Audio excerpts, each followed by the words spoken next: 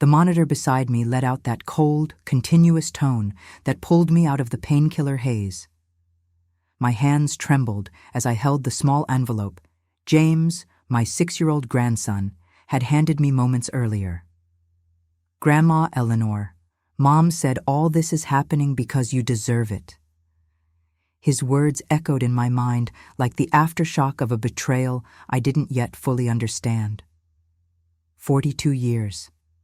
42 years devoted entirely to my daughter Rachel, and now, at 73, while recovering from a heart surgery that almost cost me my life, I was discovering through the innocence of a child that my own daughter believed I deserved to suffer. The envelope contained a photo, me, Rachel, and her younger sister, Jessica, on a Christmas 20 years ago. On the back, in James's childish handwriting, "Mom said to give you this so you remember when you were still a good grandma." The irony cut deeper than the surgeon's scalpel. For decades, I sacrificed my dreams, my teaching career, my relationship with David, a wonderful man who proposed 3 times, whom I kept rejecting because Rachel needed me. I sold my dream house in Connecticut to pay for her medical school. I worked double shifts as a secretary to fund her study trips to Europe. I poured my last retirement dollars into helping when she struggled early in her career. What shattered me most wasn't only the ingratitude, it was realizing that Rachel had been building a story about me for my own grandson. A story where I was the villain. I didn't know yet that this envelope was only the first thread in a far darker and more complex skein than I could imagine. Back then, I was still Eleanor Thompson. The name Morrison would come much later. Nurse Jennifer stepped into the room with her usual smile, then stopped when she saw my face.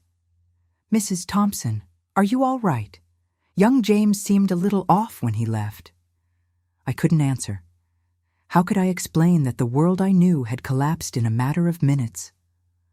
Over the next 3 days in the hospital, the visits became more revealing. Rachel always arrived with her husband, Michael, a successful plastic surgeon who treated me with the cool courtesy reserved for inconvenient necessities. They stayed 15 minutes at most, just long enough for Rachel to perform concern for the medical staff. "How are you feeling, Mother?" She always used mother in public, never mom or mama like when she was little. "We're very worried. Michael secured the best specialist to monitor your case." The script never changed. They were the dutiful children caring for their elderly mother. But I started noticing the nuances, the way Rachel averted her eyes when I tried to talk about old memories, how Michael checked his watch constantly, how both seemed relieved when I showed fatigue, and they could leave. It was Jessica who accidentally revealed the first piece of the puzzle. My younger daughter, 38, an artist, always more spontaneous, came alone on Thursday. While we talked about my recovery, she mentioned casually, "It's strange, Mom. Rachel said you'd asked her not to bring James anymore because you were too tired to handle kids. But you adore James."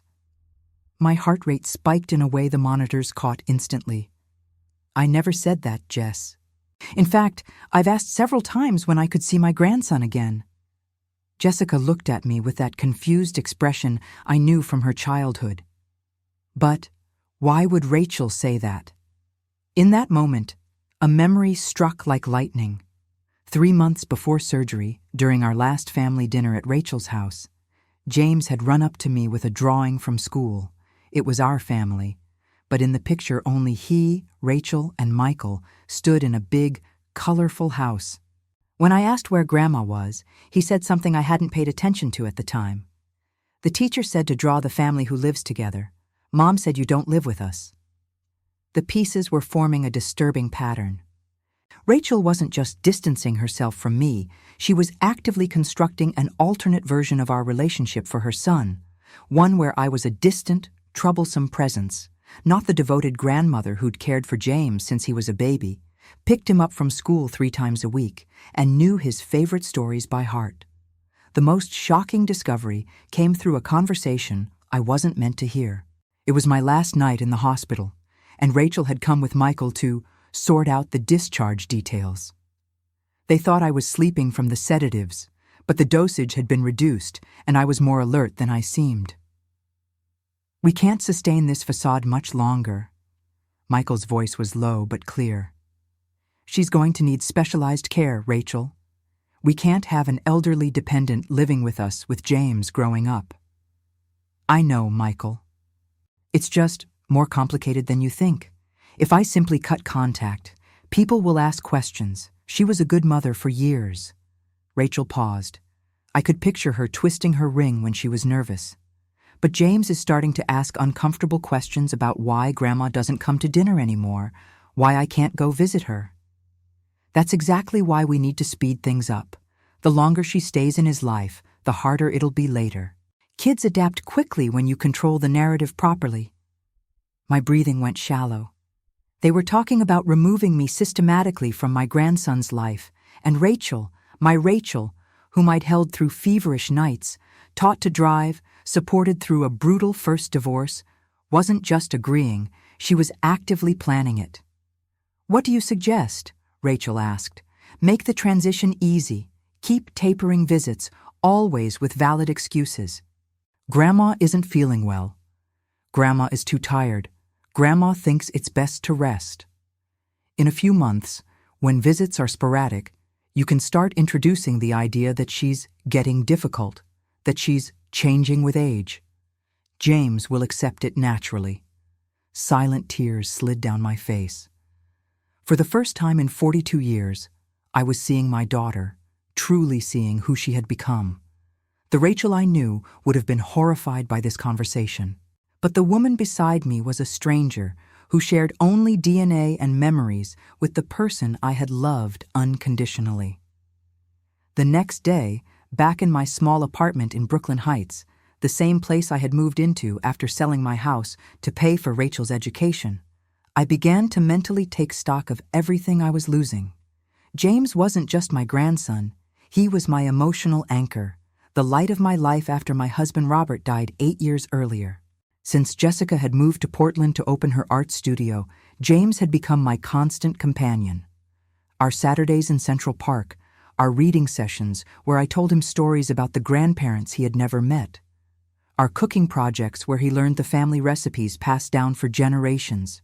Rachel wasn't only cutting me out of his life, she was cutting him off from his roots, from a family history he deserved to know. But something deeper was at stake. For decades, I had defined my identity through my role as a devoted mother and grandmother. I had sacrificed romantic relationships, career opportunities, personal experiences, all in the name of family. If Rachel succeeded in erasing me from James's life, she wouldn't just be stealing my grandson.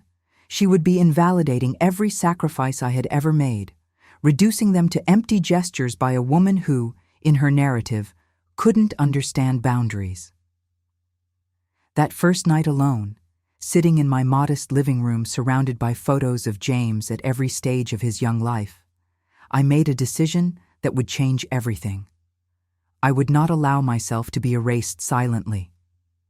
If Rachel wanted a war, she would have one, but it would be fought with elegance, with strategy, and above all, with truth as my main weapon. What I didn't yet know was that Rachel had drastically underestimated the woman she thought she knew. During those years of quiet dedication to family, I had built a network of relationships, a reputation, and an inner strength she had never noticed. For the first time in decades, I was about to fight for myself, and I would discover that I had far more power than anyone imagined. The discovery that changed everything happened purely by chance, 3 weeks after my hospital discharge. I had gone to James's pediatrician, Dr. Martinez, for an appointment Rachel had first scheduled and then canceled at the last minute, citing a work emergency. Since I was still listed as an emergency contact and alternate guardian, I decided to show up anyway, at least to find out how my grandson was coping with my sudden absence. Dr. Martinez greeted me with his usual warmth, but there was hesitation in his eyes. "Mrs. Thompson, it's so good to see you recovering. How has James been adjusting to the new family arrangement?" The question caught me off guard. "New arrangement?" He looked embarrassed. "Oh, I'm sorry. I thought you knew. Rachel mentioned you had decided to move to a senior community in Florida. that it was becoming difficult to maintain regular contact with James because of the distance and your age-related limitations. My world tilted once more. Rachel wasn't only distancing me gradually, she was creating a complete narrative in which I had chosen to walk away. In her version, I was the selfish grandmother who abandoned her grandson to enjoy a comfortable retirement in another state. Dr. Martinez, I said carefully, I've lived in the same apartment in Brooklyn Heights for 8 years. I have never made any plan to move to Florida. His expression shifted immediately. That's very strange. Rachel was very specific. She even mentioned the name of the facility, Sunset Gardens, in Tampa. 2 revelations struck me at once. First, Rachel had researched concrete details to make her lie more convincing. This wasn't a story made up on the spot, but a carefully crafted plan. Second, she was spreading this narrative to key people in James's life, building a network of witnesses who would confirm her version if I tried to tell the truth. I asked Dr. Martinez for copies of James's medical records from the last 6 months.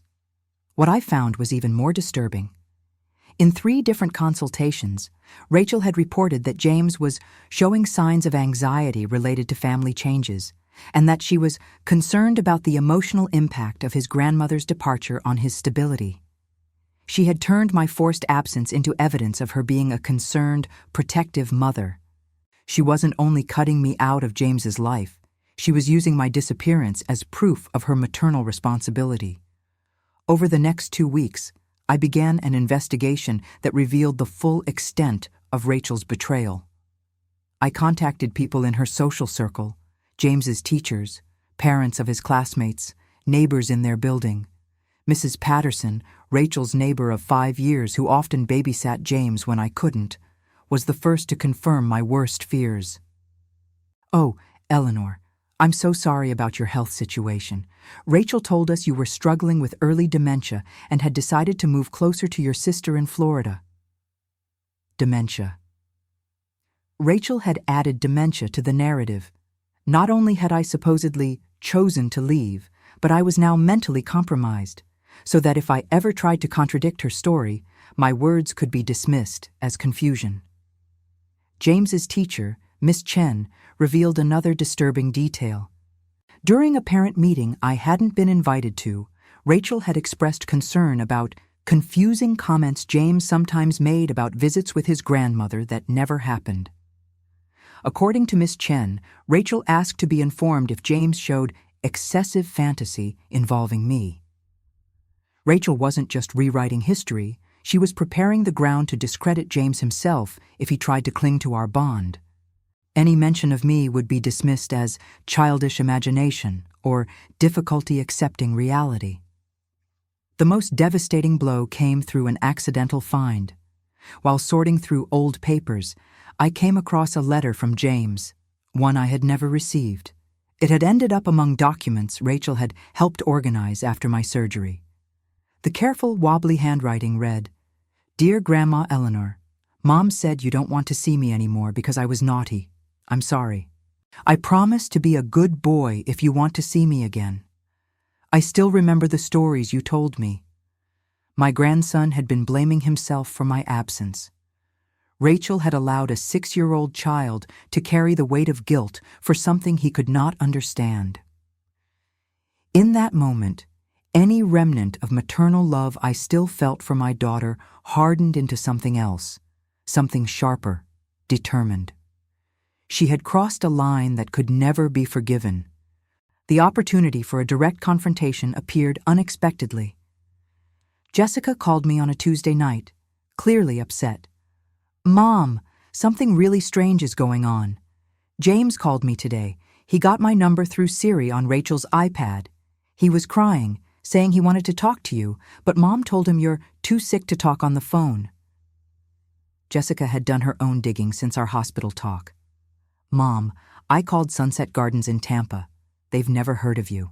And I called Aunt Martha in Miami. She had no idea what I was talking about when I asked about you moving near her.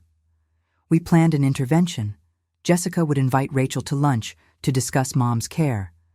but I would show up unexpectedly. We needed to force Rachel to confront her lies with a witness present. The lunch took place at Gramercy Tavern, a restaurant that had been special to our family for years. When I walked in and sat down at the table where Rachel and Jessica were already seated, Rachel's face drained of color. "Mom, I didn't expect you to come."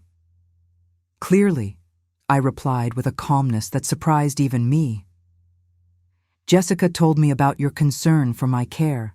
I thought it was important to be present for this important family conversation." Over the next hour, I witnessed a masterclass in psychological manipulation. Rachel tried every angle: denial, "You must have misunderstood"; inversion, "I'm worried about your memory, Mom"; victimhood, "It's very hard for me to see you like this"; and finally, attack, "You've always been dramatic and you're getting worse with age." But Jessica didn't let herself be swayed. With surgical precision, she presented each piece of evidence we had gathered: the conflicting stories told to different people, the documented lies about my location, the intercepted letter from James, the false reports to professionals. The decisive moment came when Jessica asked directly, "Rachel, why did you tell Dr. Martinez that Mom was living in Florida?" For a moment, I glimpsed the frightened child Rachel once was, scared, exposed, searching for an escape. But then, her face hardened into a cold determination I had never seen before. "Because," she said slowly, "it's easier for everyone if Mom accepts that her time as an active grandmother is over. James needs stability, not the inconsistent presence of an elderly woman who doesn't understand modern boundaries." There it was. The naked truth. Rachel wasn't protecting me or protecting James. She was discarding me because my presence no longer fit into the perfectly controlled life she had built. What Rachel said next sealed the end of any possibility of reconciliation. "Mom, you need to understand, you had your time as a mother. Now it's my turn, and I don't need your constant interference. James isn't your child. He's mine, and I decide who takes part in his life." Interference. The word escaped my lips like a whisper. "Rachel, I sacrificed everything for you. My career, my relationships, my home, my retirement savings. How can you call my love interference?" "Nobody asked you to make those sacrifices, Mom. Those were your choices, and now you want me to feel guilty for living my life the way I choose." Jessica tried to intervene, but Rachel cut her off harshly. "And you, Jessica, you've always been the problem child. You can't keep a relationship, you don't have kids, you barely scrape by with your so-called art career. Don't lecture me about family." At that moment, I saw my eldest daughter, the girl I had rocked through nightmares, applauded at every school play, supported through her divorce, helped financially countless times, reveal who she truly had become. There was no more room for denial or excuses. "Rachel," I said finally, my voice gaining a firmness I hadn't felt in years, "you're right about one thing. Those were my choices, and now I'm going to make a new choice. I will no longer accept being treated as a disposable burden in my own family's life." Rachel laughed with a cruelty that cut deeper than any insult. "And what exactly are you going to do, Mom? You're 73 years old, alone, without significant resources. You need me more than I need you." It was in that moment that something fundamental shifted inside me. For decades, I had defined my worth through my children's love and approval. But looking at Rachel, truly looking at the cold, calculating person in front of me, I realized I had been chasing the love of someone incapable of loving me back. "Maybe you're right," I answered calmly. "Maybe I am just an old woman, alone, without significant resources. But you know what I do have, Rachel? I have integrity, I have truth, and I have 42 years of evidence of the kind of person I really am, versus the kind of person you've become." I rose from the table with a dignity I didn't know I still possessed. "You want to cut me out of James's life? Fine. But you will do it honestly, not through lies and manipulation. And you will face the consequences when he grows up and discovers the truth about what kind of mother you really were. I left that lunch transformed. For the first time in decades, I wasn't trying to please anyone or avoid conflict. I was furious, yes, but it was a clean, focused fury that energized me instead of draining me. Back at my apartment, I called David Morrison, the gentle, elegant man who had proposed to me 3 times over the years, whom I had always rejected because Rachel needed me. David, who now lived in Saratoga Springs with his 2 dogs, running a small bookstore and teaching literature privately. Eleanor? His voice still carried that warm tone that made me feel young again. What a wonderful surprise. How are you? I heard from mutual friends about your surgery. For a full hour, I told David the whole story. He listened without interruption, offering only the small sounds of understanding that reminded me why I had loved him 20 years ago. When I finished, there was a long silence. Eleanor, he finally said, you know what impresses me most about this story? It's not Rachel's betrayal, which is terrible, though not entirely surprising to those who know her as I do. It's the fact that you, for the first time since I've known you, are putting your own needs first. David was right. Throughout my adult life, I had been defined by the roles I played for others: wife, mother, grandmother. I had never seriously considered who I was as an individual, what my personal dreams were, what kind of life I wanted for myself. David, I asked impulsively, that offer you made 2 years ago about me moving to Saratoga Springs, is it still on the table? His laughter was music to my ears. Eleanor Thompson, you're 73 years old and you're asking me if I still want to share my life with you? Honey, I've been waiting for that question for 2 decades. That night, for the first time in months, I slept deeply. Not because my problems had vanished, but because I finally saw a path forward that didn't involve begging for scraps of affection from people who didn't value me. What I didn't yet know was that David had become far more prosperous than I imagined. During our years apart, he had inherited substantial property from the Morrison family, land in Saratoga Springs that had appreciated exponentially, along with careful investments that had made him genuinely wealthy. His small bookstore was in fact just one piece of a diversified portfolio that included commercial and residential properties across New York State.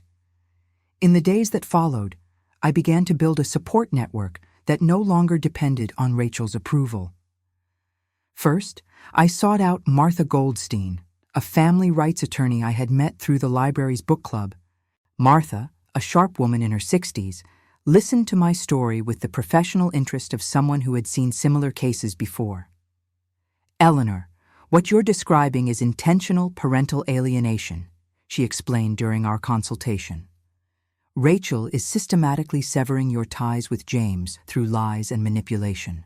Legally, you do have rights as a grandmother, especially considering your long history of caring for him. Martha clarified that New York was one of the states with the strongest laws protecting grandparents' rights. You can petition for legally protected visitation, particularly if we can show that the sudden disruption of contact is harming James's emotional well-being. Even more importantly, Martha connected me with Dr. Patricia Williams, a child psychologist specializing in parental alienation. Dr. Williams helped me see that Rachel's behavior fit a classic pattern: gradual isolation, creation of alternative narratives, and using the child as an emotional pawn. Mrs. Thompson, Dr. Williams told me, children James's age are especially vulnerable to this kind of manipulation because they lack the cognitive ability to question adult narratives. But they are also resilient.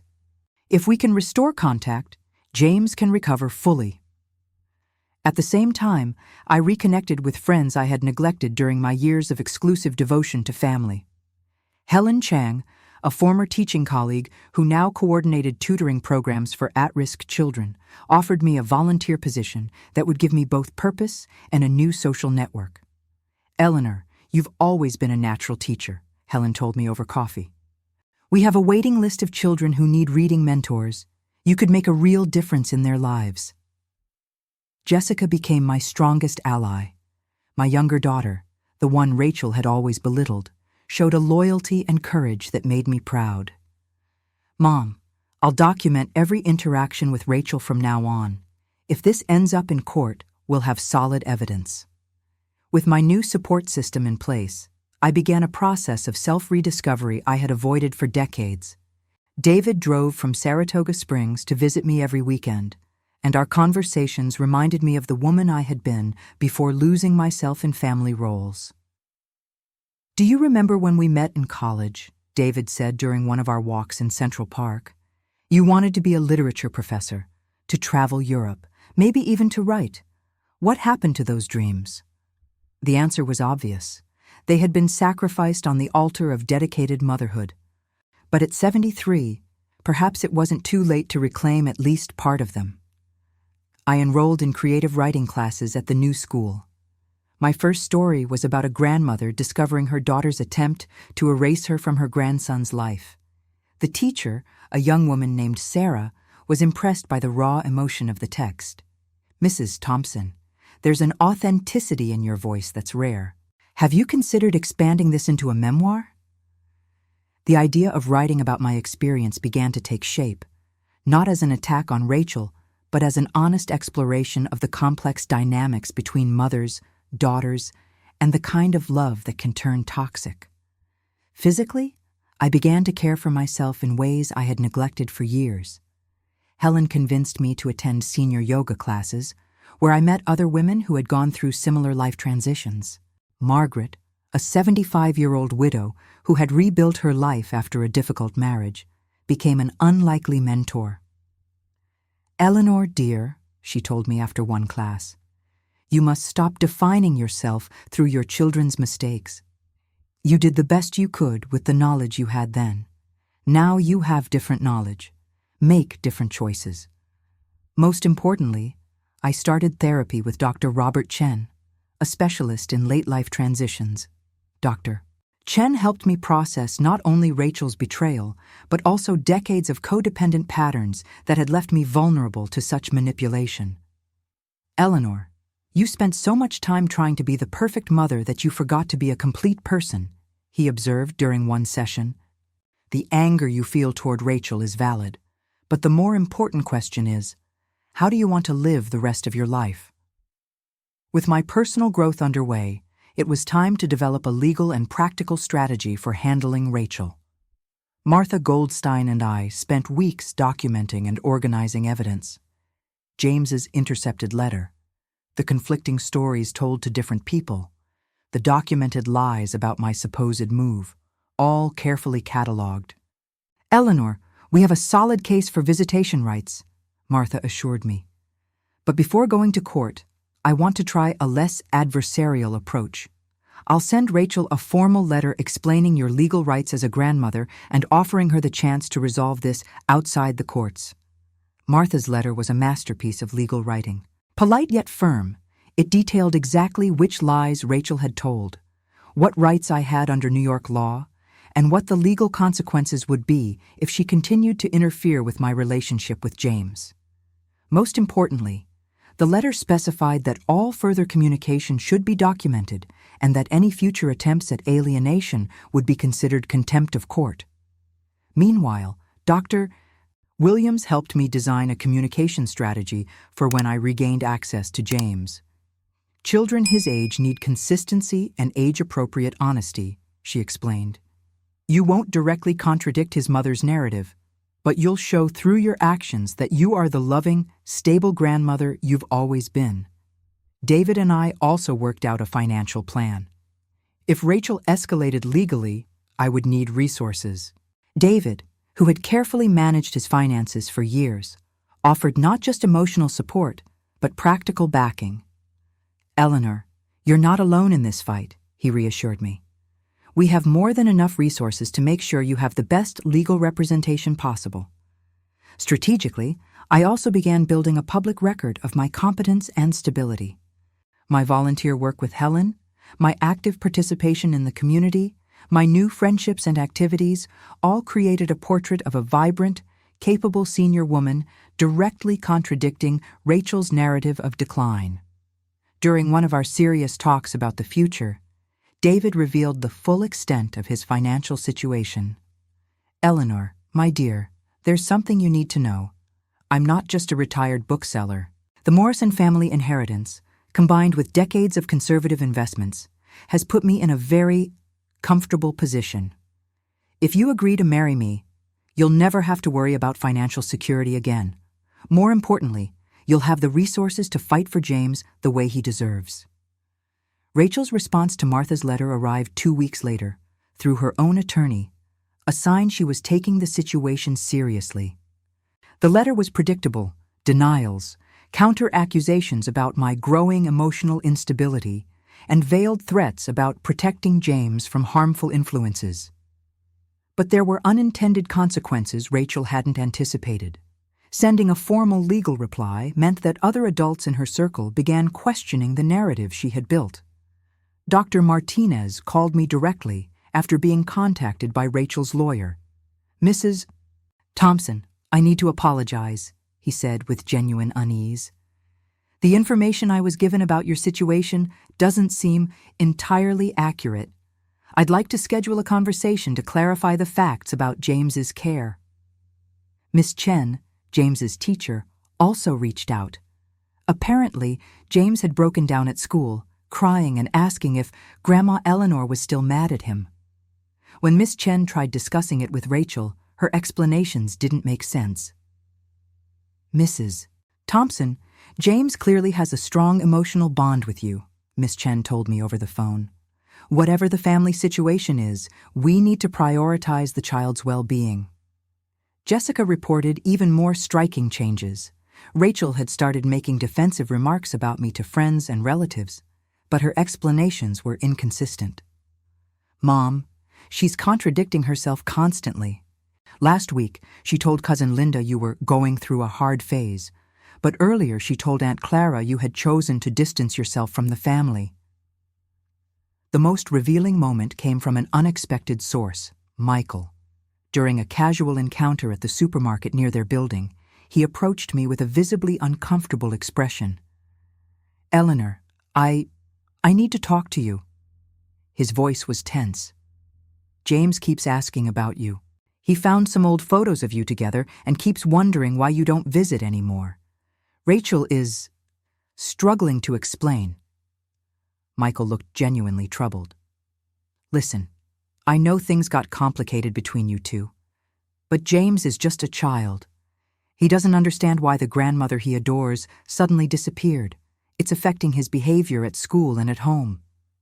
It was the first crack in the united front Rachel and Michael had shown. Clearly, the emotional toll on James was becoming impossible to ignore, even for someone as control-focused as Michael. The chance for the final confrontation came in a way none of us expected. It was a Saturday morning in October, and I was walking in Central Park with David when my phone rang. The number was unfamiliar, but the voice was unmistakable. "Grandma Eleanor?" James's voice was tearful, desperate. "Grandma, is that you?" My heart raced. "James, sweetheart, yes, it's me. Where are you? How did you get my number?" "I took Mom's phone when she was in the shower. I remembered your number because you always made me repeat it to memorize." His voice cracked. "Grandma, why don't you come see me anymore? I wasn't bad. I promise."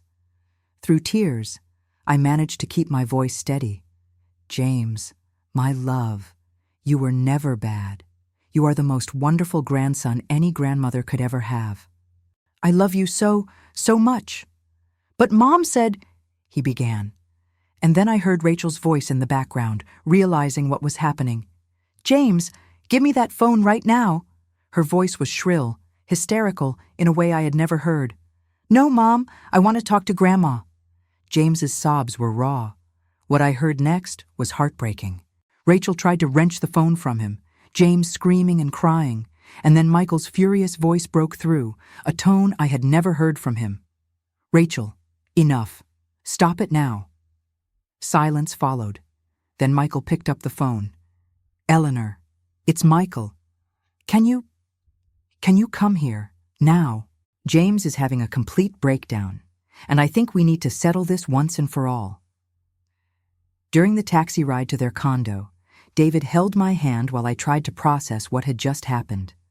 My grandson had broken through the carefully built barriers his mother had constructed, through sheer determination and love.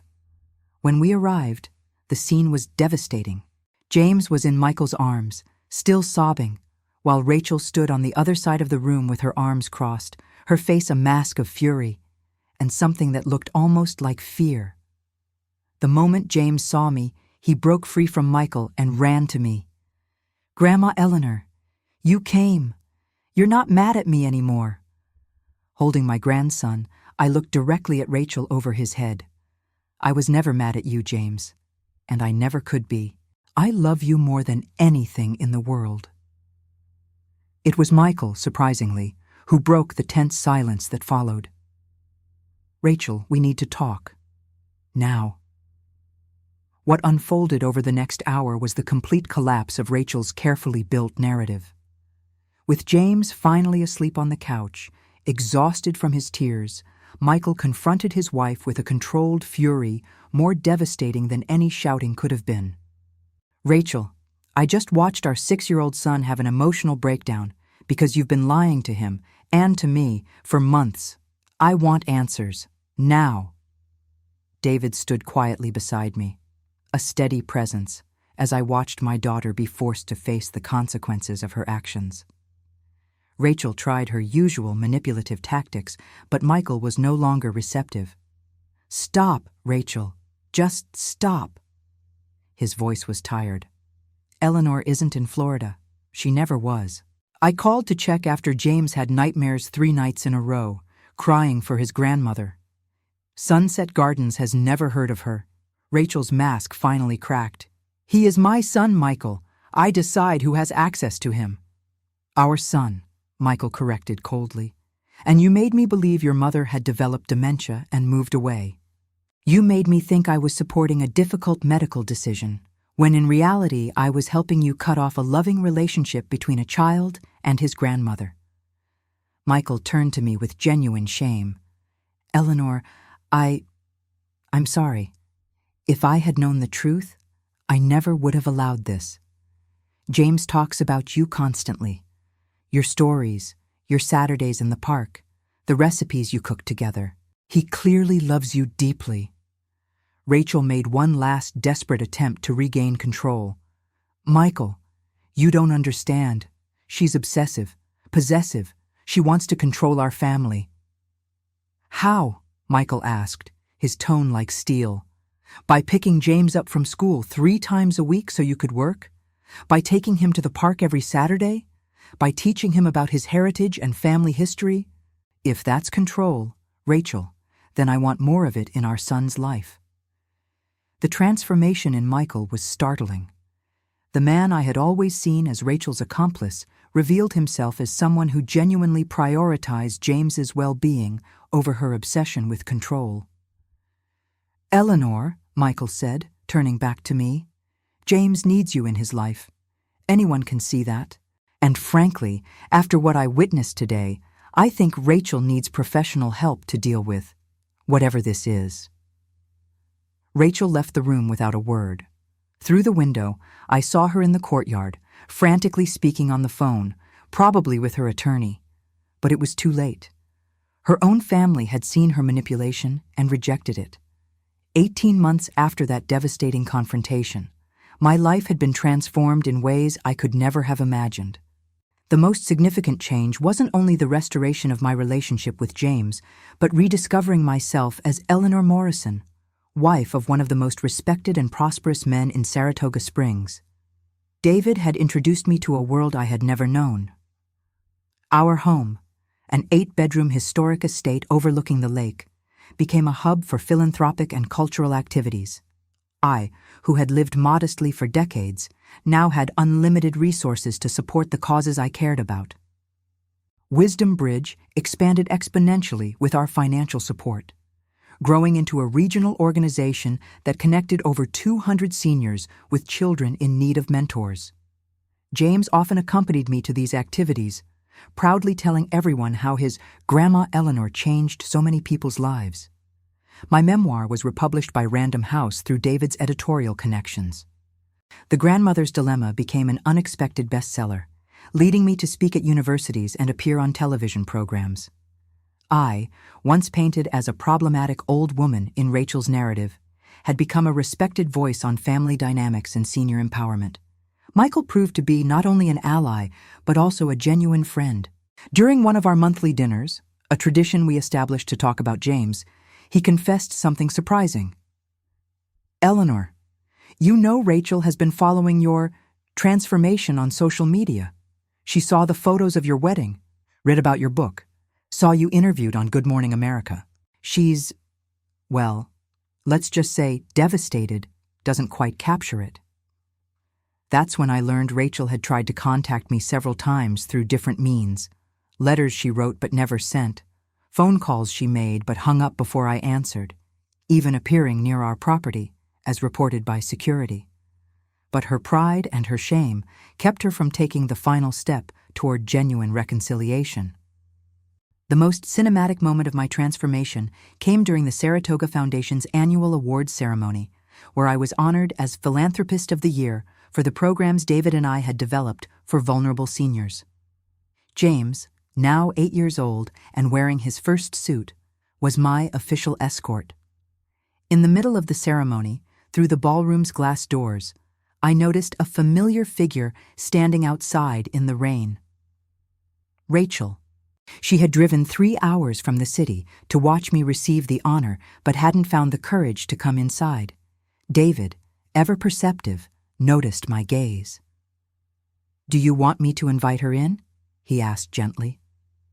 I considered for a moment, watching my eldest daughter through the glass, drenched, visibly emotional, witnessing from a distance while I was celebrated by a room full of people who respected and admired me. Then I shook my head. "No, David. Some lessons must be learned fully."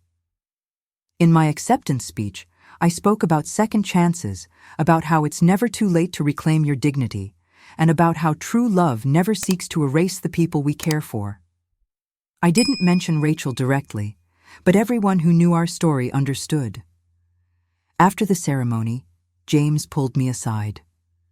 "Grandma Eleanor, I saw Mom outside. She was crying." His voice carried the premature wisdom of a child who had witnessed too much of adult conflict.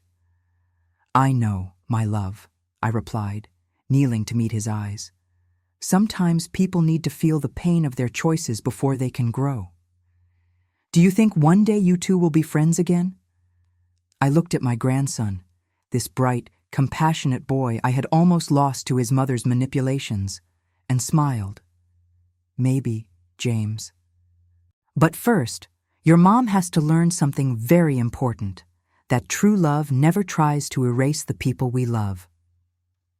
3 months later, we heard from Michael that Rachel had entered intensive therapy and was beginning to work through her control issues. She had even established an education fund for James, using her own inheritance, ensuring he would never have to depend financially on anyone. It was her first genuine gesture of growth, and I recognized it as such. But I kept my distance, with elegance. Sometimes, the most loving gift you can give someone is allowing them to face the consequences of their actions without interference.